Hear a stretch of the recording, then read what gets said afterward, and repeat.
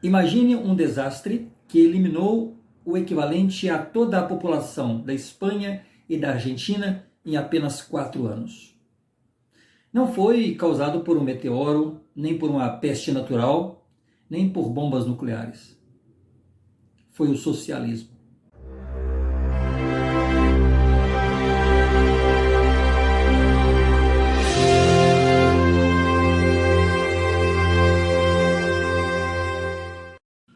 Assim governa o socialismo. Durante o governo de Mao Tse-tung, a China vivia sob um regime comunista de partido único, controlado pelo Partido Comunista Chinês. O modelo político foi inspirado em Karl Marx e Lenin, mais adaptado por Mao, dando origem ao chamado maoísmo. Na prática, o regime possuía características como controle centralizado do Estado, ausência de multipartidarismo, ou seja, havia somente um partido, censura, forte propaganda estatal, perseguição a opositores, economia planificada, culto à personalidade de Mao e repressão política e ideológica. O governo concentrava grande parte do poder nas mãos do partido, e Mao Tse-tung tornou-se a principal autoridade política e simbólica do país. Suas ideias eram tratadas como diretrizes oficiais do Estado. Durante o governo, a China atravessou um dos períodos mais intensos e controversos de sua história. Após a vitória do Partido Comunista na Guerra Civil em 1949, Mao proclamou a criação da nova China revolucionária. O novo regime prometia igualdade, justiça social e o fim da pobreza.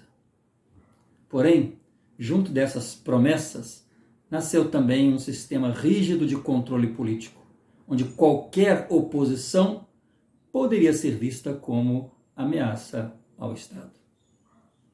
Naquele período, pessoas acusadas de serem inimigas da Revolução frequentemente eram perseguidas, proprietários de terras, intelectuais, religiosos, professores, antigos funcionários do governo e até cidadãos comuns poderiam ser denunciados por pensamentos considerados contrários ao regime.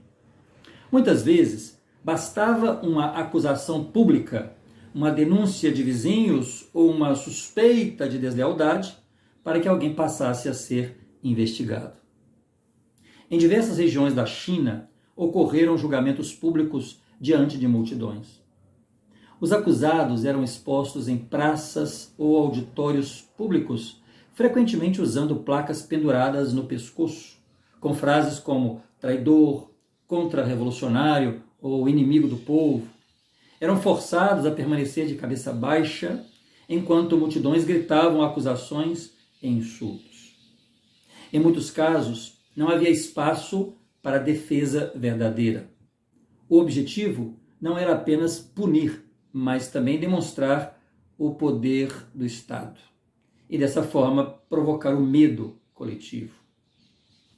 Durante a Revolução Cultural, iniciada em 1966, essa perseguição se intensificou ainda mais. Jovens conhecidos como guardas vermelhos passaram a atacar professores, intelectuais e qualquer pessoa considerada ligada a ideias burguesas ou tradicionais. Bibliotecas foram destruídas, templos foram invadidos e milhares de pessoas sofreram humilhações públicas. Muitos eram espancados diante das multidões, outros desapareciam em prisões e em campos de trabalho. As condenações à morte variavam conforme cada campanha política. Em muitos casos, os condenados eram executados por fuzilamento logo após o julgamento público. Em outros, eram enviados para campos de trabalho forçado, conhecidos por condições extremamente severas. Nesses locais, milhares morreram de fome. Doenças, exaustão, tanto física como mental, emocional e violenta. O medo tornou-se parte da vida cotidiana porque qualquer palavra considerada inadequada poderia gerar suspeitas. Em 1958, Mao Tse-tung prometeu levar a China medieval ao patamar das superpotências globais em tempo recorde. O projeto foi batizado de Grande Salto para o Avanço. Mas em vez de um salto para o futuro, a China despencou na maior fome da história da humanidade. Estimativas apontam entre 30 a 45 milhões de mortos. Como o planejamento centralizado conseguiu destruir um país inteiro sem disparar um único tiro. Mao queria ultrapassar a produção de aço do Reino Unido em 15 anos. Para isso, a propriedade privada foi extinta. Camponeses foram arrancados de suas casas, de suas terras e forçados a criar fornos de quintal. Como não havia minério de ferro para toda a população, eles foram obrigados a derreter suas próprias panelas, ferramentas agrícolas, maçanetas e até os pregos das paredes. Cozinhar em casa era proibido, virou crime. As pessoas só podiam comer em refeitórios comunitários controlados pelo Estado. O resultado deste esforço colossal? Montanhas de um metal frágil, cheio de impurezas e completamente inútil, enquanto as ferramentas que deveriam arar a terra tinham sido destruídas. O desastre na agricultura foi tão grande, impulsionado por ideologias absurdas.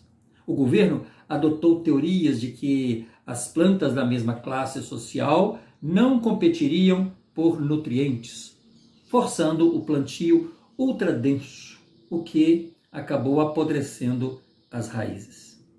Mas o erro mais bizarro foi a campanha contra, acreditem, os pardais. Mao declarou guerra aos pardais. Declarou o pardal, o pássaro, um inimigo do Estado porque ele comia as sementes. A população foi às ruas batendo panelas por horas para impedir que os pássaros pousassem, até que eles morressem de exaustão. Sem pardais, a população de gafanhotos e lagartas explodiu no ano seguinte. Pragas bíblicas devoraram o resto das plantações. A pergunta é, por que ninguém parou isso? Por que o regime punia quem dizia a verdade? Cientistas e oficiais locais que alertavam sobre o fracasso eram rotulados como direitistas e inimigos do Estado. E assim eram enviados para os campos forçados, os campos de trabalho onde eles eram executados.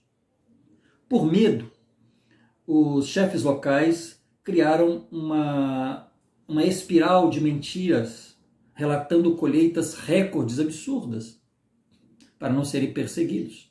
O governo central, acreditando nas próprias mentiras, recolhia a sua parte da produção, que na verdade era tudo que os camponeses tinham para sobreviver, e exportava grãos para a União Soviética para pagar dívidas e mostrar o sucesso do socialismo. Mesmo diante da tragédia, muitos funcionários locais escondiam a realidade por medo de punições. Pessoas que denunciavam os problemas poderiam ser acusadas de sabotagem ou traição. Milhões morreram naquele período. Até hoje, historiadores discutem os números exatos de mortos durante o governo de Mao Tse-tung. Algumas estimativas falam em dezenas de milhões de vidas perdidas em perseguições políticas, execuções, campos de trabalho e fome. Para muitos estudiosos, trata-se de um dos maiores períodos de repressão política do século XX. Ao olhar para este período da história, percebemos como governos socialistas, comunistas, em geral governos de esquerda, podem utilizar o medo, a propaganda e o controle absoluto para silenciar a população. A história da China de Mao não é apenas um relato sobre política e revolução. É também um alerta sobre os perigos de poder concentrado nas mãos de um Estado que não aceita oposição, ou críticas, ou questionamentos.